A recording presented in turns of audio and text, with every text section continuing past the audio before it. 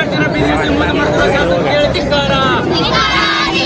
ವಿದ್ಯಾರ್ಥಿನಿಗೆ ಬೆದರಿಸಿ ಮೋಸ ಮಾಡುತ್ತಿರುವ ಶಾಸಕರಿಗೆ ಧಿಕ್ಕಾರ. ಬೇಕೇ ಬೇಕು, ಬೇಕೇ ಬೇಕು.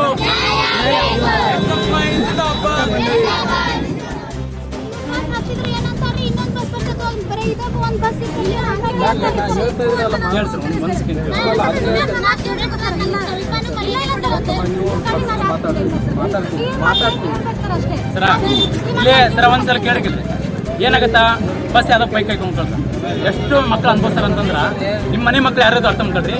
ಯಾವ್ದೋ ಬೈಕ್ ಇಡುವ ಅಂದ್ರ ಅವನು ಯಾವಕ್ಕೆ ಜೊತೆಗೆ ಹೊಂಟಾನ, ಅವಳು ಯಾವನ ಜೊತೆಗೆ ಹೊಂಟಾನ, ಈ ರೀತಿನೂ ಕೂಡ ಅಸಹ್ಯ ಬಗ್ಗೆ ವಿದ್ಯಾರ್ಥಿ ಅನ್ಭವಿಸ್ತಾರೆ.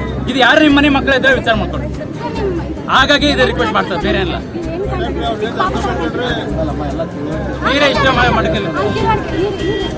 ರಾಣೆಬೆನ್ನೂರು ನಗರದ ಹೊರವಲಯದಲ್ಲಿರುವ ಹಲಗೇರಿ ರಸ್ತೆಯ SRK ಬಡಾವಣೆ ಹತ್ತಿರದಲ್ಲಿ ದಿಢೀರ್ ಪ್ರತಿಭಟನೆ. ಇವತ್ತಿಂದ ಹೇಳ್ತಾ ಇದ್ದೀನಿ, ಯಾರಿಂದ ಯಾರು ಸೆಕ್ಯೂರಿಟರ್ನ ಹಾಕ್ತೀನಿ, LCR ಹಾಕ್ತೀನಿ, ಅಲ್ಲಿ ಕೇಸ್ ಮಾಡಿ ಒಂದು 7-8 ಜನ ಸಸ್ಪೆಂಡ್ ಮಾಡೋದಂಥ ಪರಿಸ್ಥಿತಿಗೆ ಹೋಗಕ್ಕೆ ಹೋಗ್ಬೇಕು. ಯಾಕಂದ್ರೆ ಸ್ಕೂಲ್ಗೆ ಯಾವಾಗ ನಾವು ಹೇಳ್ತೇವೆ ಒಂದು ಗಾಡಿ ನಿಲ್ಲಿಸಿಲ್ಲ ಅಂದ್ರೆ ಅವ್ರು ತಲೆ ಕೆಡಿಸ್ಕೊಳ್ಳಲ್ಲ, ಅರ್ಥ ಮಾಡ್ಕೊಳ್ಳಿ. ಈಗ ಒಂದು ಗಾಡಿ ನಿಲ್ಲಿಸಿಲ್ಲ ಇನ್ನೊಂದು ಗಾಡಿ. ಪರಿಶಿಷ್ಟ ಪಂಗಡ ಕಲ್ಯಾಣ ಇಲಾಖೆ ವಿದ್ಯಾರ್ಥಿನಿಯರ ವಸತಿ ನಿಲಯಕ್ಕೆ ಕಡ್ಡಾಯವಾಗಿ ಬಸ್ ನಿಲ್ಲಿಸಲು ಆಗ್ರಹಿಸಿ ಪ್ರತಿಭಟನೆ ನಡೆದಿದ್ದು, ಸರಿಯಾದ ಸ್ಥಳದಲ್ಲಿ ಬಸ್ ನಿಲ್ದಾಣ ಇಲ್ಲದ ಕಾರಣ ಅನೇಕ ಸಮಸ್ಯೆಗಳನ್ನು ಎದುರಿಸುತ್ತಿರುವುದಲ್ಲದೆ ಇದರಿಂದ ಮಹಿಳಾ ವಿದ್ಯಾರ್ಥಿನಿಯರಿಗೆ ರಕ್ಷಣೆಯು ದೊರಕದ ಹಿನ್ನೆಲೆ ಹಾಗೂ ವಿದ್ಯಾರ್ಥಿನಿಯರಿಗೆ ಪ್ರಸ್ತುತ ಬಸ್ ವ್ಯವಸ್ಥೆ ಇದ್ದು ಅಪರಿಚಿತ ವ್ಯಕ್ತಿಗಳ ವಾಹನದಲ್ಲಿ ಸಂಚರಿಸುತ್ತಿದ್ದು ಎಲ್ಲಾ ವಿಧದಲ್ಲೂ ರಕ್ಷಣೆ ಇಲ್ಲದಂತಾಗಿದೆ. ಫೋನ್ ಮಾಡಬೇಕು, ಅವ್ರಿಗೆ ಹೇಳಿ ಕಳಿಸ್ರಿ ಅಂತೇಳಿ.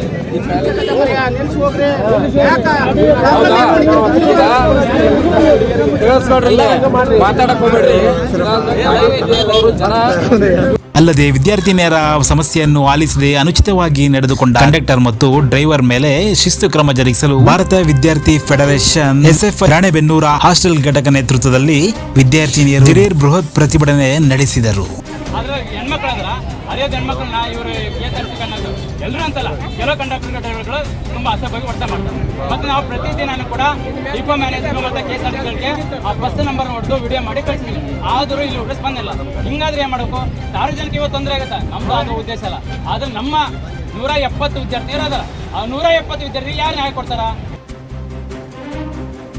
ಈ ಸಂಬಂಧದ ಸಲುವಾಗಿ ಸ್ಥಳಕ್ಕೆ ಆಗಮಿಸಿದ ಬಸ್ ಡಿಪೋ ವ್ಯವಸ್ಥಾಪಕರು ಕಾಲೇಜು ವಿದ್ಯಾರ್ಥಿನಿಯರು ಅನುಭವಿಸುತ್ತಿರುವ ಸಮಸ್ಯೆಯನ್ನು ಆಲಿಸಿದರು. ನಂತರ ಸಮಸ್ಯೆಯ ಬಗ್ಗೆ ಅರಿವು ಮೂಡಿದ ನಂತರ ಬಗೆಹರಿಸುವುದಲ್ಲದೆ ಸ್ಥಳದಲ್ಲಿ ಬಸ್ ನಿಲುಗಡೆ ಮಾಡುವುದಾಗಿ ಭಾರತ ವಿದ್ಯಾರ್ಥಿ ಫೆಡರೇಷನ್ನೊಂದಿಗೆ ನಡೆದ ಸಂವಾದದಲ್ಲಿ ತಿಳಿಸಿದರು.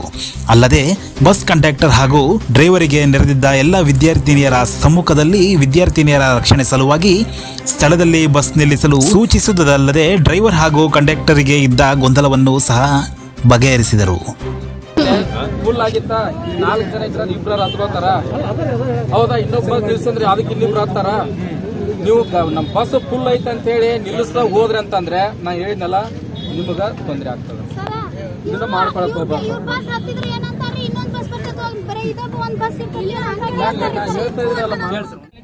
ಒಂದ್ ದಿವಸನಾದ್ರೂ ನಾವು 8 ಬಾರಿ ಮನೆ ಪತ್ರ ಕೊಟ್ಟಿದ್ವಿ. 140 ವಿದ್ಯಾರ್ಥಿನಿಯರು KSRTC ಹಾವೇರಿಗೆ ಬಸ್ ಹತ್ಕೊಂಡೋಗಿ ಜಿಲ್ಲಾಧಿಕಾರಿ ಕೊಟ್ಟಿದ್ದಾರೆ, KSRTC ಕೊಟ್ಟಿದ್ದಾರೆ, ಡಿಪೋ ಹೊರಗಡೆ ಇದೆ ಡಿಪೋಗೆ ಹೋಗಿ ಕೊಟ್ಟಿದ್ದಾರೆ. ಕೊಟ್ಟರು ಕೂಡ ಇವತ್ತಿನವರೆಗೂ ಯಾವ್ದು ಸ್ಪಂದಿಲ್ಲ. ಹೋಗ್ಲಿ, ಅಟ್ಲೀಸ್ಟ್ ಹೋರಾಟ ಬೇಡ, ಕನಿಷ್ಠ ಒಂದು ಹಾಸ್ಟೆಲ್ ಬಂದು ಮೀಟಿಂಗ್ ಮಾಡಿ ಇಲ್ಲ ಹಿಂಗಾಗಿದಮ್ಮ ನಾವು ವರದಿ ಬಾಲು ರಾಯ್ಕರ್. ಅಂದ್ರೆ ಮತ್ತೆ ಇಲ್ಲಿ ಹೋರಾಟ ಮಾಡೋದು ನಮ್ಮ ಉದ್ದೇಶ ಆಗಿಲ್ಲ. ನಾವು 8 ಗಂಟೆಗೆ ಡಿಪೋ ಮ್ಯಾನೇಜರ್ಗೂ ಮತ್ತೆ KSRTC ಇನ್ಫಾರ್ಮ್ ಮಾಡ್ತೀವಿ, ಬಸ್ ಸ್ಟಾಪ್ ಮಾಡ್ತಾ ಇಲ್ಲ, ನೀವು ಸರಿಯಾದ ಸ್ಪಂದನೆ ಮಾಡಲಿಂದ್ರೆ ನಾವು ಬಸ್ ತರ್ತು ಅಂತ ಹೇಳಿ ಬರಲಿ ಕಣಕ ಅನಿವಾರ್ಯ ಹೋರಾಟ ಮಾಡ್ತೀವಿ. ಆದರೆ ನಮ್ದು ಹೋರಾಟ ಅನಿವಾರ್ಯ ಅಲ್ಲ, ನಮಗೆ ಯಾರಾದ್ರೂ ಜವಾಬ್ದಾರಿ ತಗೋಬೇಕು. ನಾಳಿಂದ ಯಾವ ಬಸ್ ಸ್ಟಾಪ್ ಮಾಡಲ್ಲ ಆ ಬಸ್ ನಾವು ಕಡ್ಡಾಯ ಸ್ಟಾಪ್ ಮಾಡೋದು. ಅಷ್ಟೇ ಅಲ್ಲ, ಒಂದು ಕರೆ ಕೊಟ್ರೆ ಇಡೀ ಹಳ್ಳಿಯಲ್ಲಿ ಕೂಡ ಬಸ್ಸನ್ನು ಸ್ಟಾಪ್ ಮಾಡ್ತಕ್ಕಂಥ ಶಕ್ತಿ SF ಆಗಿದೆ. ಸೊ ಹಾಗಾಗಿ ಅವೆಲ್ಲ ಆಗೋದು ಬೇಡದಂತಂದ್ರೆ ಇರ್ತಕ್ಕಂಥ ಇಷ್ಟೇ ಎಲ್ಲ ಬಸ್ಗಳನ್ನ ಕಡ್ಡಾಯ ಮಾಡ್ಕೊಂತ ಇರುತ್ತೆ.